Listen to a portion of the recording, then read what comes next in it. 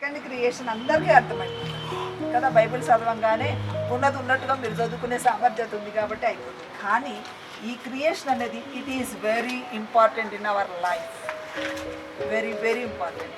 ఈ యొక్క మొట్టమొదటి అధ్యాయాన్ని మీరు చదువుకున్న తర్వాత ఈ యొక్క అధ్యాయంలో మీరు ఏం నేర్చుకోవాలా? బైబిల్ ఉత్తగానే చదవటం కాదు, బైబిల్ నీకేం నేర్పుతుంది? మొట్టమొదటి క్రియేషన్లో నువ్వేం నేర్చుకుంటున్నావు?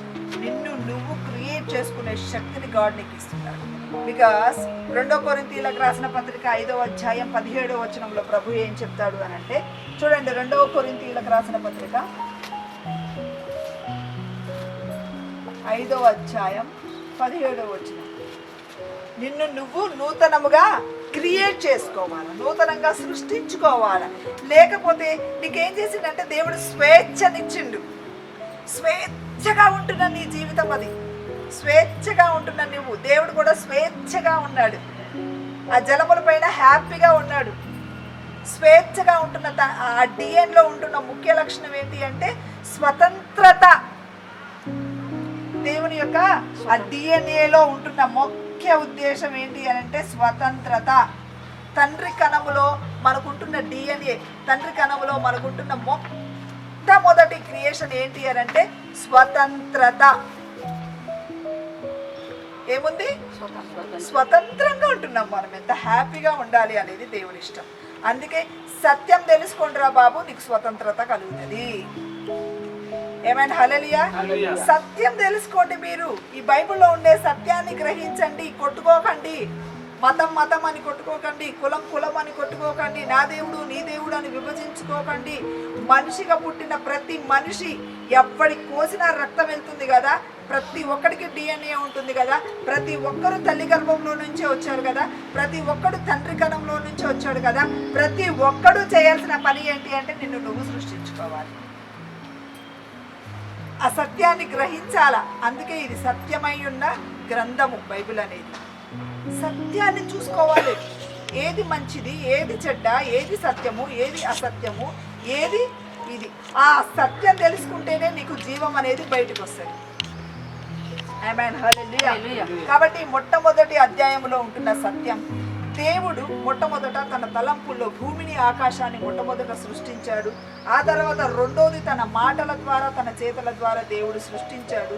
ఈ సృష్టి అయిపోయిన తర్వాత ఇది మీకు వెంటనే మిమ్మల్ని మీరు క్రియేట్ చేసుకోవటానికి ఉపయోగపడుతుంది. ఇందులో సత్యాన్ని గ్రహిస్తేనే తప్ప థర్డ్ సృష్టి జరగదు. దీని కొరకే ఇంత పెద్ద బైబిల్, 66 పుస్తకాల బైబిల్. సత్యం మనకు తొందరగా అర్థం కాదు.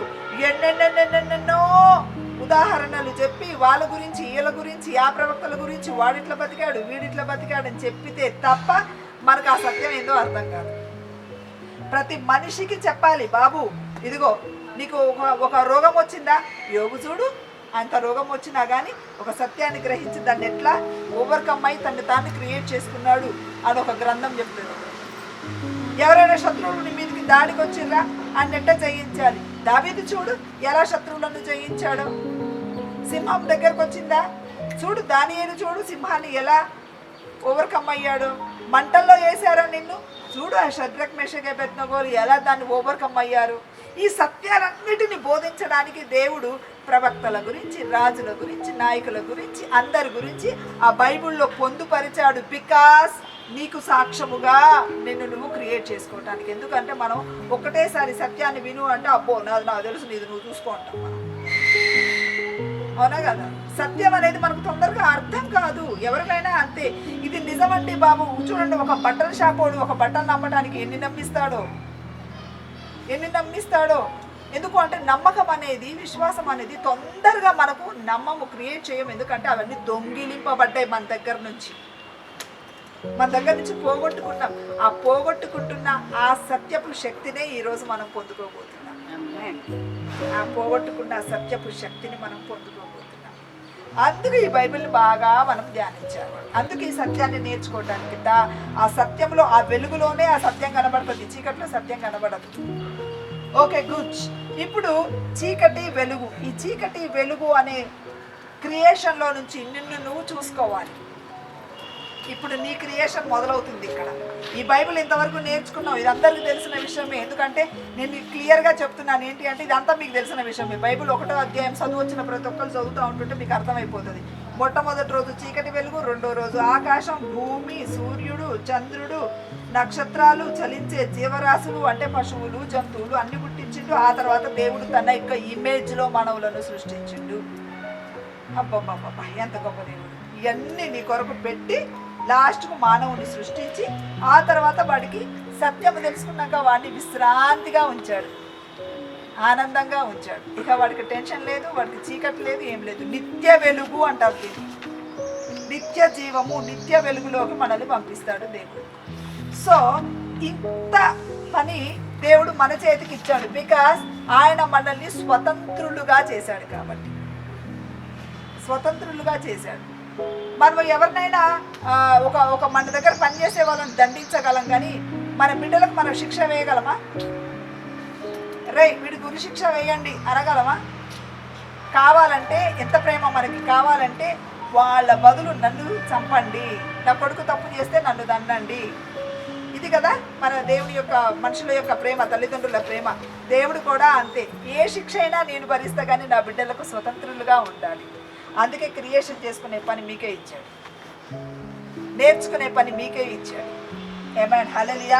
మొట్టమొదట మిమ్మల్ని మీరు క్రియేట్ చేసుకోవడానికి చీకటిని వెలుగును కావాలి. చీకటి వెలుగు అంటే నీలో పాపం ఎక్కడ ఉందో లొకేట్ చేసుకోవాలి. పాపం ఎక్కడ ఉందో. చీకటి అంటే పాపము, వెలుగు అంటే జీవము. బికాస్ వాక్యము. నీలో ఉంటున్న పాపం ఎక్కడ ఉంది, నిన్ను నువ్వు ఎప్పుడు క్రియేట్ చేసుకుంటూ ఉండాలి, నిన్ను నువ్వు ఎప్పుడు పరిశీలించుకుంటూ ఉండాలి. దీన్ని ఏమంటావంటే ఆత్మ పరిశీలన. ఆత్మ పరిశీలన. ఇది లేకుండా ఎవ్వరు కూడా బైబిల్ చదవటానికి వీలు లేదు.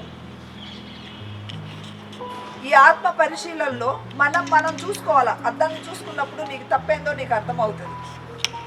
ఎవరైనా చెప్తే మనం వినం, కానీ మన తప్పు మనమే గ్రహించుకుంటే ఈజీగా అర్థమవుతుంది. ఆత్మ పరిశీలన అనేది very very important in our life. నిన్ను నువ్వు ఆత్మ పరిశీలించుకుంటూ ఉండాలి. నేనేమై ఉన్నా ఎప్పుడు ఒక బ్యాలెన్స్ చేసుకోవాలి. వెలుగును బ్యాలెన్స్ చేసుకుంటూ ఉండాలి, ఒక వాక్యాన్ని బ్యాలెన్స్ చేసుకోవాలి, ఆత్మ పరిశీలన చేసుకోవాలి. ఇప్పటిదాకా మనం చేసుకున్నాం చూడండి. స్టార్టింగ్లో మీకు 4 రోజులు చెప్పాను వాట్ యు ఆర్, ఎట్లా ఆత్మ పరిశీలన చేసుకోవాలి, మిమ్మల్ని మీరు ఎట్లా విభజించుకోవాలి, మీరు జ్ఞానాన్ని సంపాదించుకోవడానికి, మిమ్మల్ని మీరు రక్షించుకోవడానికి, మీరు పరిశుద్ధంగా జీవించడానికి మీ ఆత్మను మీరు పరిశీలించుకోవాలి. అంటే నీ పాపం ఎక్కడుందో నువ్వు లొకేట్ చేసుకోవాలి. దీనికి ఏం చేయాలి అంటే మొట్టమొదటి ఆ యొక్క గొప్ప విషయం ఏంటి అంటే వినాలి. ఇది చాలా ఇంపార్టెంట్. ఇది వినం మనం. వినుట అనేది ఎంత గొప్పది అంటే నీ ఎంటైర్ బాడీలో ఉంటున్న మురికిని బయటికి తీయడానికి ఇది పెద్ద సాధనం. వినాలి. చాలా మంది వినరు. నువ్వు తల్లిదండ్రుల మాట వింటే నువ్వు బాగుపడతావు, పెద్దల మాట వింటే నువ్వు బాగుపడతావు. ఎన్ని మాటలు ఉంటాయి తెలుసా? పెద్దల మాట సద్దన్న మూట. పెద్దల తల్లిదండ్రులను నువ్వు వింటే కనుక నీ జీవితం అంతా బాగుపడుతుంది. ఎన్ని మాటలు ఉంటాయి కదా మనకి జనరల్గా. ఈ ఆత్మ పరిశీలనకి మొట్టమొదటగా వినాలి. అంటే వాక్యం ఎప్పుడు వింటూనే ఉండాలి. ఇప్పుడు చూడండి, ఈ క్రియేషన్ గురించి చెప్తుంటే హే ఐ నో ఎవ్రీథింగ్ అని చెప్పేసి గబగబా కట్టేసుకొని వెళ్ళిపోతాం మనం. ఏదైనా సరే 1కి 10 సార్లు వినండి. దేవుడు ఎక్కడో ఒక దగ్గర మాట్లాడే అవకాశం ఉంటుంది. వినండి, తప్పేమి లేదు. వినండి. ఎంతసేపు వినాలి? నీకు ఎంత వీలైతే అంతవరకు వింటూనే ఉండాలి. 1 సార్లా, 2 సార్లా, 70 సార్లా, 101 సార్లా, ఎన్నిసార్లు నీ జీవితాంతం వింటూనే ఉండాలి. వినుట వలన విశ్వాసం కలుగుతుంది. ఆ విశ్వాసము నీ జీవితాన్ని సరిచేస్తుంది, నీ ఆలోచనను సరిచేస్తుంది, నీ శక్తిని ఇనువడింపచేస్తుంది, అద్భుతాలు జరిగిస్తుంది. అందుకు వినాలి. ఇది వెరీ వెరీ ఇంపార్టెంట్. తర్వాత ఆకాశము. వింటున్న వాక్యాన్ని హృదయములో పెట్టుకోవాలి. హృదయ పరిశీలన. ఆకాశం సృష్టింపబడటం అంటే హృదయాన్ని పరిశీలించుకోవాలి. బికాస్ దేవుడు ఏం చెప్తున్నాడు అని అంటే ప్రోవర్బ్స్ అంటే సామెతలు 4:23. సామెతలు 4:23లో నీ హృదయంలో నుండి జీవధారలు బయటకు వస్తాయి కనుక హృదయాన్ని జాగ్రత్తగా పెట్టుకోవాలి. నీ హృదయాన్ని చాలా జాగ్రత్తగా పెట్టుకోవాలి. దాన్ని చాలా మంచిగా విశాలపరచాలి. నువ్వు తినేటప్పుడు కానీ, తాగేటప్పుడు కానీ, ఇచ్చేటప్పుడు కానీ, నీ ప్రవర్తన విషయంలో కానీ ఆ వాక్యము హృదయంలోకి వెళ్ళింది అంటే హృదయంలోకి వెళ్ళాలి. వాక్యం ఎప్పుడు ఉండకూడదు. ఈడ ఉంటే దుష్టుడు ఎత్తుకుపోతాడు, పక్షెత్తుకుపోతాడు, పైన ఉంటే పక్షెత్తుకుపోతాడు. కానీ దాచిపెట్టబడిన స్థలం, ఇందులోకి ఎవ్వరూ ఎంటర్ గారు. ఆమేన్, హల్లెలూయా. ఎవ్వరూ ఎంటర్ గారు. కాబట్టి హృదయంలో నీ వాక్యాన్ని దాచుకోవాలి. అందుకే దేవుడు హృదయానికి 4 గదులు పెడతాడు. 4 దిక్కుల్లో నుంచి ఆశీర్వాదాలన్నీ నాకే రావాలి. ఇదే ఏదోన తోట, మనకి ఇదే ఏదోన తోట. 4 గదుల నిండా వాక్యాలు ఉంటేనే సమృద్ధి అయిన సౌఖ్యత కలుగుతుంది, లేకపోతే ఉండదు. సమృద్ధి అయిన సౌఖ్యత. వాక్యాన్ని బాగా హృదయంలో పెట్టుకోవాలంటే ఆ వాక్యాన్ని చదువుతున్నప్పుడల్లా ఎట్లా చదవాలి అంటే, దేవా ఈ వాక్యం నా జీవితంలో అద్భుతం జరగాలి, ఆశగా తినాలి. మీరు చూడండి, ఆహారం బాగా తినేటప్పుడు మంచి బ్యాలెన్స్డ్ ఫుడ్, మంచిది బాగా విని మంచిది తినేటప్పుడు ఆ ఆహారం అంతా ఒక రక్తంగా మారి నీ హృదయంలో నుంచి రక్తంలోకి వెళ్ళిపోతూ ఉంటుంది. ఆ విటమిన్స్ కానీ లేకపోతే ఇంకేదో కానీ నీ శరీరానికి అందజేస్తాయి. హృదయం అనేది నీ శరీరానికి వెరీ వెరీ ఇంపార్టెంట్. ఇది ఒకటి సెంటర్ పాయింట్ అంటారు దీన్ని. నీ బాడీ మొత్తానికి నిన్ను కాపాడేది సెంటర్ పాయింట్. ఇది ఆగిందంటే ఖేల్ కథం దుకాణం బంద్. ఇది ఆగిందంటే ప్రాణం పోయినట్టే. ఇది చాలా ఇంపార్టెంట్, చాలా చాలా ఇంపార్టెంట్. ఏమైనా హల్లెలూయా. Okay, good. హృదయ పరిశీలన చేసుకోవాలి. తర్వాత ఇదేంటి అని అంటే హృదయ స్థిరత్వం అంటారు. హృదయ స్థిరత్వం.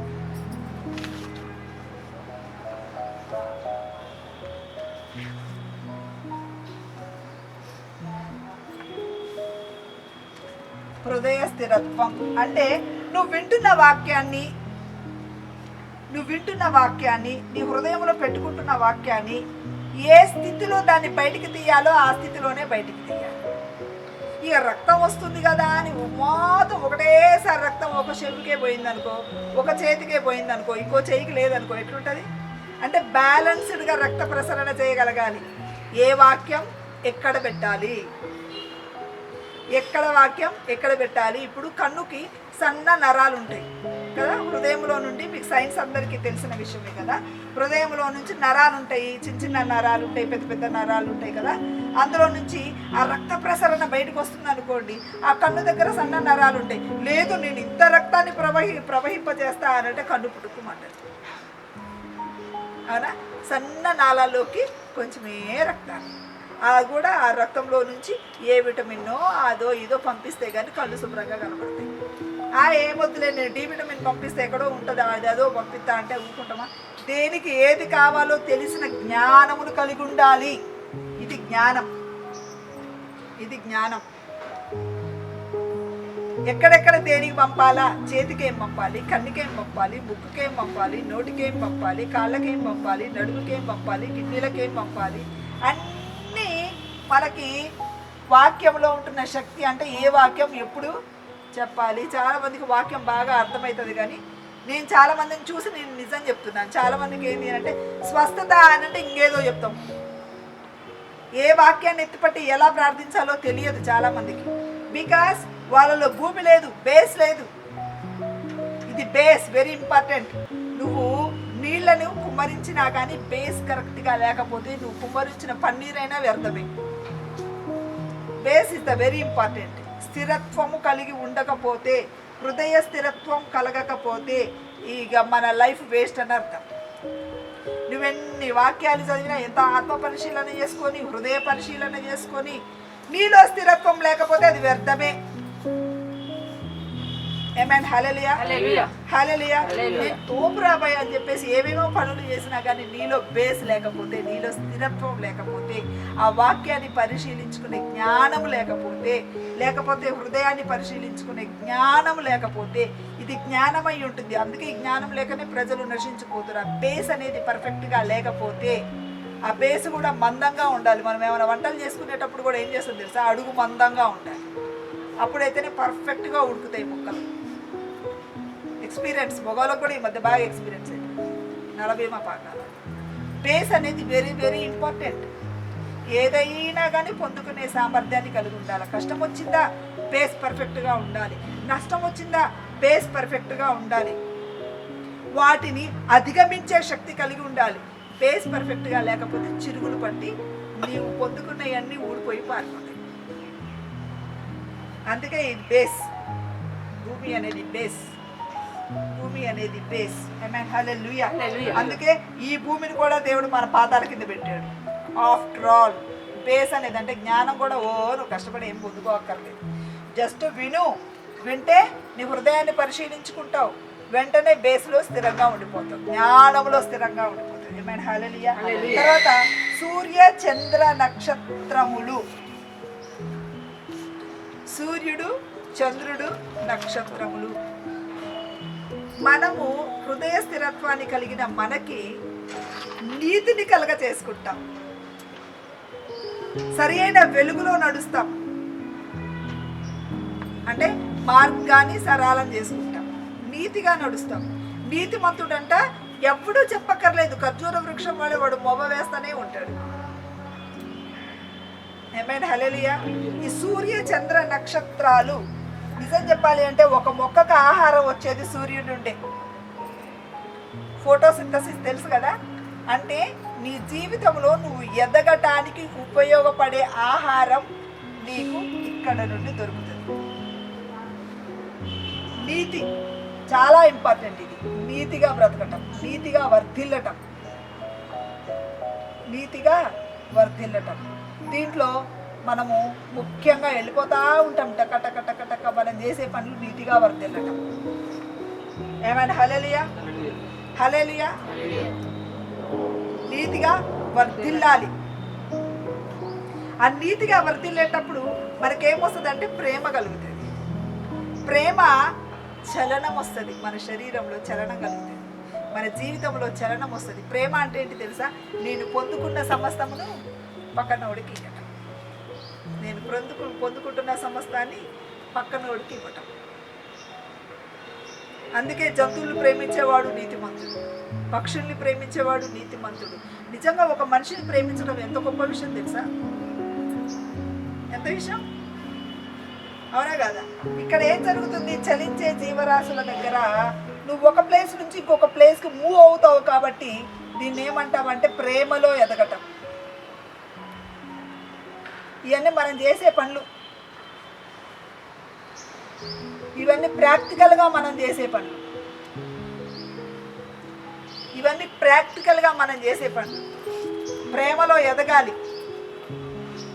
ఎట్లా ఉంటుంది తెలుసా, సామెతల గ్రంథంలో ఒక మాట ఉంటుంది చూడండి. సామెతల గ్రంథం 17వ అధ్యాయము 9వ వచనం ఏముంటుంది ప్రోవోక్స్లో, ప్రేమను వృద్ధి చేయుగోడు వాడు తప్పిదాలు దాచిపెట్టుకుంటాడు, కానీ జరిగిన సంగతి మాటి మాటికి ఎత్తేవాడు ప్రేమను కోల్పోతాడు. అందుకే మనకు దేవుడు ఏం చేసిండంటే చలించే జీవరాశులను ఇచ్చాడు, పక్షులను ఇచ్చాడు, జంతువులను ఇచ్చాడు, చక్కని కీటకాలను ఇచ్చాడు. చిన్న ఏంటి పెద్ద ఏంటి అన్నిటినీ ప్రేమించగలగాలి. అరే ఈడు నాకంటే తక్కువ జీవితం వాడు, ఈ మధ్యలో మనకి ఇది కోల్పోతున్నాం. ఇది చాలా ఇంపార్టెంట్. ఇక్కడ దేవుని యొక్క ఆశీర్వాదాలు మొదలయ్యాయి, ఇక్కడ దేవుని యొక్క ఆశీర్వాదాలు మొదలయ్యాయి. ఇక్కడ దాకా దేవుడు ఆయన ఆధీనంలో పెట్టుకుంటాడు. నీతిగా వర్ధిల్లటమే కానీ, హృదయ స్థిరత్వమే కానీ, హృదయ పరిశీలనే కానీ, ఆత్మ పరిశీలన చేసేటప్పుడు దేవుడు నీకు తోడుగా ఉంటాడు. ఈ 4 పరీక్షల తర్వాత దేవుడు నిన్ను ఆశీర్వదించడం మొదలు పెడతాడు. నువ్వు ప్రేమించే వారిని ఆశీర్వదిస్తాడు, నువ్వు ప్రేమించే వారిని దేవుడు ఆశీర్వదిస్తాడు. ఇక్కడ ఆశీర్వాదాలు మొదలవుతున్నాయి. దేవుడు జీవరాశులను ఆశీర్వదించాడు, ప్రాణులను ఆశీర్వదించాడు. నీ కొరకు తయారు చేసిన ప్రాణులను ఆశీర్వదించడం మొదలుపెట్టాడు. బికాస్ ప్రేమలో ఆశీర్వాదం దాగి ఉంటుంది. అందుకే ప్రేమ అనేది ముఖ్యం. నీ విశ్వాసం కంటే, నీ నిరీక్షణ కంటే ఆ ప్రేమ అనేది ఎంత శ్రేష్టమైనదో అంత శ్రేష్టమైనది. అందుకే ప్రేమించు, ప్రేమించు, ప్రేమించు. దేవుడేమో అందరినీ ప్రేమించమంటే మనమేమో మనుషులను ప్రేమిస్తాం. అంటే February 14 లవ్వులు ప్రేమిస్తాం. విచిత్రమైన ప్రేమ, ఉప్పు లేదు ఉప్పు లేదు. అందులో చలించే జీవరాశులు. నువ్వు ప్రేమలో ఎదగాలి. ఎప్పుడు ఎదుగుతావు? ఇతరులను నువ్వు క్షమిస్తున్నప్పుడు, ఇతరుల యొక్క తప్పులను జ్ఞాపకం చేసుకున్నప్పుడు. ఎందుకు అనంటే నువ్వు ఇతరులలో ఆ దేవుని యొక్క శక్తిని చూడగలగాలి. ఇతరులలో కూడా ఆత్మ పరిశీలన, హృదయ పరిశీలన, హృదయ స్థిరత్వం, నీతిగా వర్ధిల్లుతున్నప్పుడు. అంటే మనకు ఒక సామెత ఉంది చూడండి, పచ్చకాబరిలో వచ్చినోడికి లోకం అంతా పచ్చగా ఉంటుంది. అంటే నీ కళ్ళు శుభ్రంగా ఉంటే నువ్వు తేటగా కనబడతావు. నా కళ్ళు మసక ఉంటే ఏంద్రా నువ్వేందో మబ్బుగున్నవేంది అని అంట. Open your eyes, first open your eyes. నువ్వు చూడటం, నీ చూసే పద్ధతిని బట్టి వాడు ఎంత ప్రేమగా ఉంటాడో. కొంతమందికి అసలు కోపమే రాదు.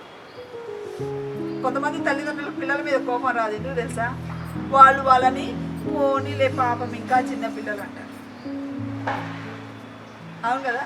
అంటే మనం చూసే చూపును బట్టి ఎదుటి వాళ్ళని అంచనా వేస్తాం. మన పిల్లలంట ఎంత ఉరికోలైనా సరే మనకు మంచిగానే కనబడుతుంది. సపోజ్ ఎవరైనా పిల్లలు శివుడు ముక్కుతో కనపడరు అనుకో, మనం ఏడనే ఉంటాం, నడు అని అంటాం. అదే మన పిల్లలకు వస్తే ఇదే కొంగు పట్టిపోయి ముక్కు తుడుస్తాం. దట్ ఈస్ అవర్ నైజం. పక్కన పిల్లల్ని ఏం చేస్తామంటే గలీజోళ్ళు ముట్టుకోలేము అంటాం. అదే మన బిడ్డలైతే అదే చీముడి, అదే మురికి, అదే లాగుంటుంది. కానీ మనం పోయి అదే కొంగు అడ్డం పెట్టుకుంటాం వాసన వస్తుందని, కానీ ఇదే కొంగుతో మళ్ళీ శుభ్రం చేస్తాం. హల్లెలూయా. ఇదే ప్రేమను కోల్పోవటం అంటే. నిండు వాళ్ళే నీ పొరుగు వాడిని ప్రేమించు అంటాడు దేవుడు. అందుకే ఇదంతా మొట్టమొదటి ఆజ్ఞ. ఇదంతా ఈ నాలుగు ఏంటి అంటే మొట్టమొదటి ఆజ్ఞ, ఫస్ట్ ఆజ్ఞ. నువ్వు దేవుడితోటి కనెక్ట్ అవ్వాలా. ఆత్మ పరిశీలన ద్వారా, హృదయ పరిశీలన ద్వారా, హృదయ స్థిరత్వం ద్వారా నీతిగా వర్ధిల్లుతున్నప్పుడు నువ్వు దేవునితోటి కనెక్ట్ అయ్యి ఉంటావు. రెండోది, నువ్వు ప్రేమలో ఎదగటం ద్వారా, ప్రేమలో ఎదగటము ద్వారా. తర్వాత ఈ మానవులను దేవుడు ఏం చేసిందంటే సొంత ఇమేజ్లో తయారు చేశాడు, ఆయన యొక్క స్వరూపంలో తయారు చేశాడు. దీనిని ఏమంటాము అంటే పరిపూర్ణమైన ప్రేమ.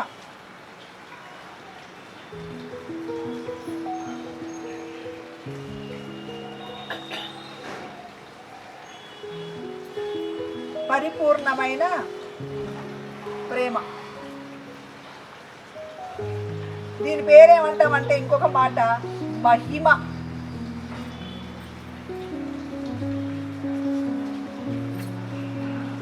మహిమ అంటే దేవుడి పేరు నిలబెట్టడం. అందుకే ఆయన మహిమా స్వరూపుడు. ఆయన ఇమేజ్లోకి మనం మారటం, దేవుని యొక్క స్వరూపంలోకి మనం మలచబట్టం, ఆయన శక్తిగల స్వరూపంలోకి మనం మలచబట్టం. దేవుడి ఇమేజ్లో ఉండటం అంటే ఏంటి తెలుసా? దేవుడి యొక్క సూర్య కార్యాలను కానీ, ఆయన చేసే పనులు కానీ మనం చేయగలిగే సామర్థ్యాన్ని కలిగి ఉండటం. ఆయన ఎంత త్యాగం చేసిండో మనం కూడా త్యాగానికి రెడీ అవ్వటం. ఏమైనా హల్లెలూయా. విశ్రాంతి అంటే ఏంటి అని అంటే నిత్య జీవం. ఇవన్నీ మనం చేయాల్సిన పనులు. ఈ ప్రేమలో ఎదగటం అంటే ఏంటో చెప్పిన, ఇతరులను క్షమించగలగాలి. ఇతరులను ప్రేమించినప్పుడు వాళ్ళ తప్పుల్ని మనము దాచిపెట్టుకోవాలి. జరిగిన సంగతి మాటికి ఎత్తనే వద్దు. ఎత్తినవా ప్రేమ నాశనం అయిపోయినట్టే. ఏమైనా హల్లెలూయా. Okay, good. పరిపూర్ణమైన ప్రేమ అంటే ఏంటి అని అంటే దేవుడు మనకు చేసిన మేలులను ఇతరుల జీవితంలో కూడా చెప్పగలగాలి. నేను ఒక అద్భుతాన్ని పొందుకున్నాను అని అంటే, ఇప్పుడు చూడండి, నాకు కొన్ని అర్థమైనాయి కాబట్టి నేను మీకు చెప్తున్నాను. అదే నాకేం అర్థం కాబట్టి మీకన్నా చెప్తాను. ఇప్పుడు నేను దీనివల్ల ఏమవుతుంది అంటే, నాకు తెలిసిన జ్ఞానాన్ని నేను మీతో పంచుకోవటం వల్ల, మీరు వింటున్న వల్ల దేవుడు మహిమ పొందుకుంటాడు.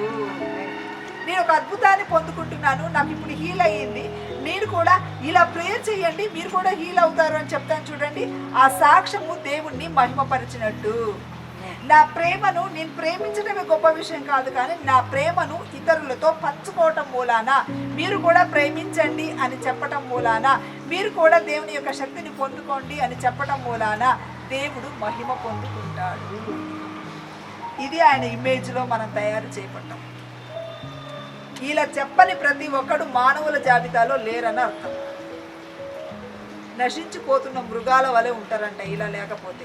ఆయన ఇమేజ్లో నువ్వు తయారు చేసుకోలేకపోతే, నిన్ను నువ్వు క్రియేట్ చేసుకోలేకపోతే నువ్వు ఎట్లుంటావంటే నీ అద్దం నువ్వు మొహం చూస్తే నీకే భయం అవుతుంది.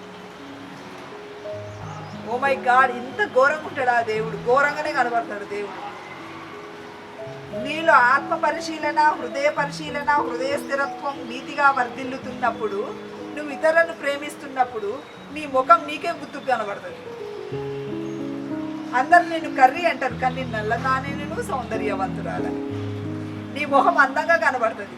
నీ ముఖం నీకు అందంగా కనబడుతున్న పక్కనోడు కూడా అందంగానే కనబడుతుంది. ఆడిని కూడా ప్రేమిస్తాం, వాడిని అసహించుకో. వాడు కర్రగా ఉన్నాడు, వాడికి అట్లున్నాయి, వాడికి పుట్లు ఉన్నాయి, వాడికి ముక్కు ఉంది, వాడికి అది ఉంది, వాడు లా ఉన్నాడు, వాడికి ఎన్ని వంకలు పెడతామో.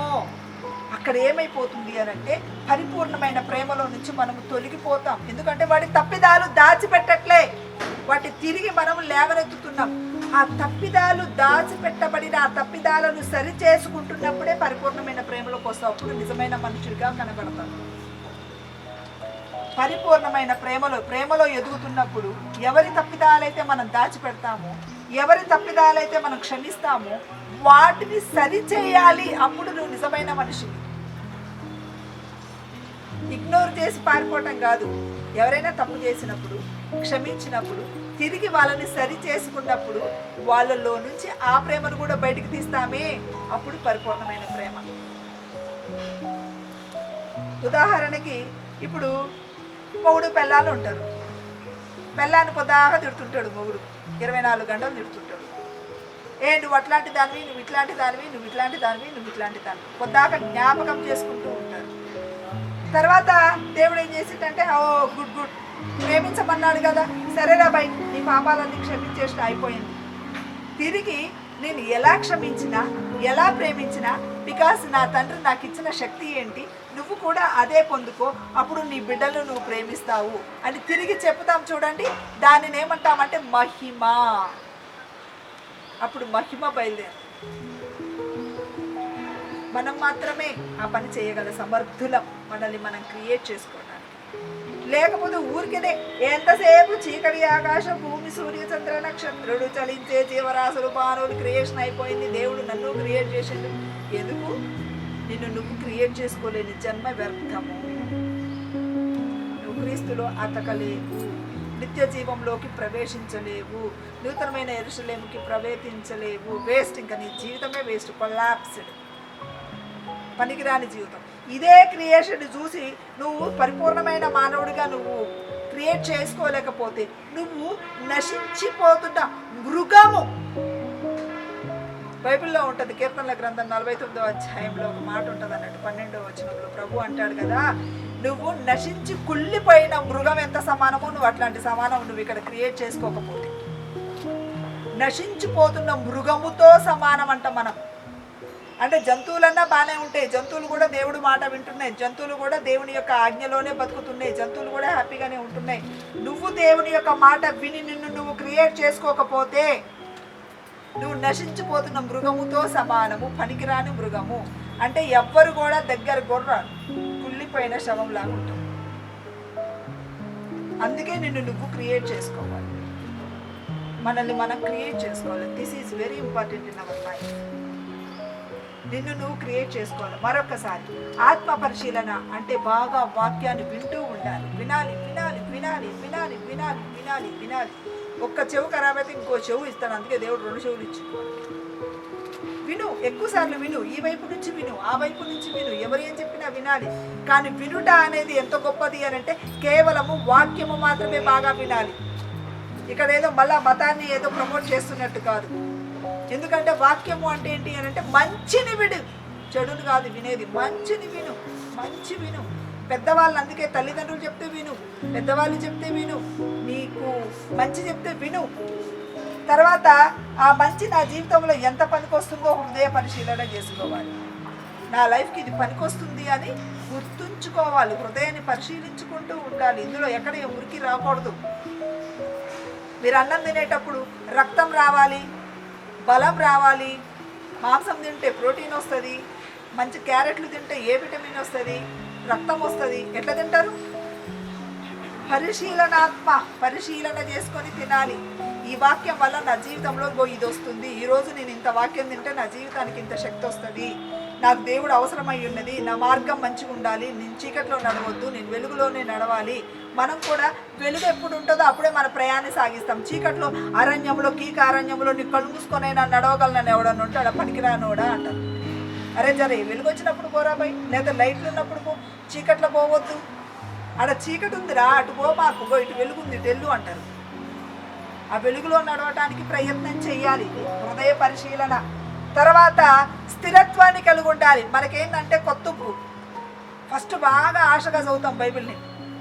నేనైతే ఏం చేసినా తెలుసా, ఫస్ట్ మొట్టమొదట అదే చదివి 5వ అధ్యాయంకి వెళ్ళేసరికి వాడు వీడిని కన్నాడు, నాన్ని కన్నాడు, మర్యాదగా బైబిల్ మూసేస్తాడు. మనం కూడా అంతే తెలుసా, కొన్ని రోజులు ప్రేమగానే ఉంటాం, ప్రేమిస్తాం, స్థిరత్వం కలిగి ఉంటాం. దినం సన్నగిల్లిపోద్ది. పెళ్లి చేసుకోకుండా 3 పిల్లలు నీవు లేకవి నా అన్నట్టు మంచి కలిసి ఉంటారు. కొన్ని రోజులు పోతే నువ్వెంత, నీ లెక్కెంత. దేవుని ప్రేమించే విషయంలో కూడా అంతే. ఫస్ట్ ఏమో నాయనా నువ్వెంత గొప్పోడివి, ఇప్పుడు వినేవాళ్ళు కూడా చూడండి, ఓ రోజు వింటారు, 2 రోజులు వింటారు, 3వ రోజు టైం లేదు. ఇదే హృదయ స్థిరత్వాన్ని కోల్పోవటం. ఎంత కష్టం ఉన్నా నా జీవితాన్ని నేను సరి చేసుకోవాలి, ఎంత కష్టం ఉన్నా నా ఆత్మ అల్లాడిపోతుంది, నేను దీన్ని క్రియేట్ చేసుకోవాలి అనే స్థిరత్వం లేని వాళ్ళు దయచేసి ఈ స్థిరత్వం జ్ఞానాన్ని కలగచేస్తాను. కాబట్టి నీతిగా వర్ధిల్లాలి. నువ్వు ఇది కంటిన్యూస్ ప్రాసెస్ చేస్తూ ఉంటే దేవుడు తెలియకుండానే మొవ్వ వేస్తాడంట. బాగా నీళ్లు పోసిన చెట్టుకు చిగురు వస్తుంది. బాగా వాక్యం తింటున్న బిడ్డలకి మొవ్వ వేస్తారు నీతిలో. వాక్యము నీ యొక్క జీవితాన్ని సరిచేస్తుంది, నీ మార్గాలను సరిచేస్తుంది, నిన్ను ఎక్కడ కూలిపోనియదు, కుంగిపోనియదు, మార్గాన్ని సరళము చేస్తుంది. అందుకే నీతిగా వర్తిల్లుతాం. ప్రేమలో ఎదగటం, ఎదుటి వారిని క్షమించాలి, వారి తప్పుల్ని దాచిపెట్టుకోవాలి. జరిగిన సంగతి మాటికి ఎత్తకూడదు. మనం ఏం చేస్తాం తెలుసా, జరిగిన సంగతి పక్కింటోడికి కూడా చెప్తాం. నీకు విషయం తెలుసా, నేను క్షమిస్తాం, నిన్ను క్షమించిన పో అంటాం. క్షమించిన సంగతి కూడా చెప్తాం. నిజమే, పద్మబల చెప్తుంది, క్షమించిన సంగతి కూడా చెప్తాం.